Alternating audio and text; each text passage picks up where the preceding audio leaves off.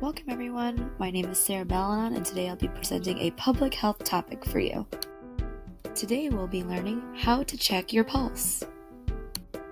The first step is physically taking your pulse. There are two versions and the first we'll be learning is the wrist pulse. First you take your index and middle finger of your right hand and put it on the base of your left thumb. Then move it down till you feel a pulse. The second version of taking your pulse is going to be the neck pulse.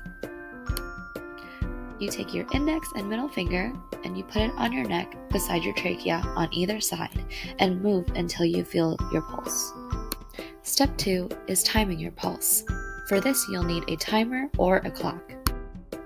Set the timer for 10 seconds and then count how many times you feel your heartbeat in that time. Step 3 is actually finding your heart rate. This includes some math, so please have a calculator handy. You calculate your heart rate by taking the number of times your heart beats per 10 seconds and then multiply that number by 6. I understand you're probably asking yourself a very important question. Why so much math? I can explain. It's because in order to find our heart rate, we need to find out how many times our heart beats per minute. So 10 seconds times 6 equals 60 seconds, and 60 seconds equals 1 minute.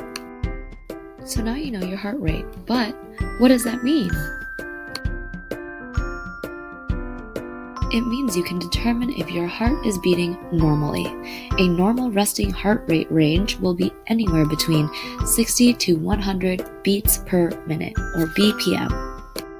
What if your heart rate is abnormal, which is also called arrhythmia? There are two kinds of arrhythmias. The first is a bradycardia, which is a very slow heartbeat and less than 60 beats per minute. The second is called tachycardia, which is a very fast heartbeat and more than 100 beats per minute. Beware! If a sudden or chronic arrhythmia occurs, please see your doctor because these may be early signs of heart disease, blocked arteries or coronary artery disease, high blood pressure, thyroid problems, or congenital heart disease. Don't worry, not all tachycardia or bradycardia mean you have heart disease. During exercise, it's normal to develop a fast heart rate, and then during sleep or time of deep relaxation, it's common to have a slow heartbeat. If you want to learn more about heart disease, please click on the link and it will lead you to the American Heart Association website, which is where I found all of my information. And that's it. Now you know how to properly check your pulse. Thank you so much for joining me. Created using Powtoon.